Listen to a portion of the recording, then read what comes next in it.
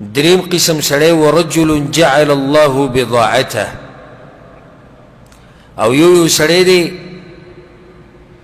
چې د الله نوم په الله باندې قسمونه د دې نه خپل مال جوړ کړی دی.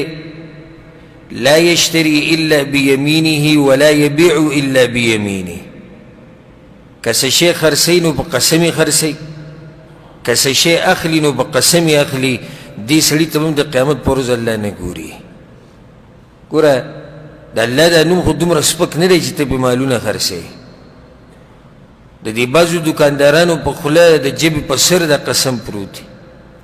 په الله مې د قسم یو ډېر ګیراک راته خو او اکثر دروغ وایي، ډېر ګیراک راته خو به ستا پکې نصیب و، په الله مې د قسم دا په بل ځای کې نشتی و، په الله مې د قسم دا اصلي دا به دیسي و، په الله مې د قسم دغه ریټ دی و، په الله مې د قسم په دې کې 2 روپۍ فایده ده، په الله مې د قسم چې دا ختم شوی ده.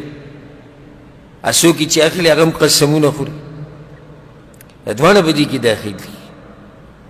په سامان خرڅولو اخیستو کې ګوره د الله نوم ډېر لوی نوم دی او الله ډېر عظیم ذات دی. که ستا په زړه کې توحید او ته پوره موحد یې نو د الله نوم د دنیا دپاره مه استعمالوه. پیسې به سئ او تجارت به سئ او تنخوا او روپۍ به سئ چې ته د هغې دپاره د الله د نوم بېعزتي وکړې او بس په دقې باندې سامان خرڅوي او په دقې اخلي.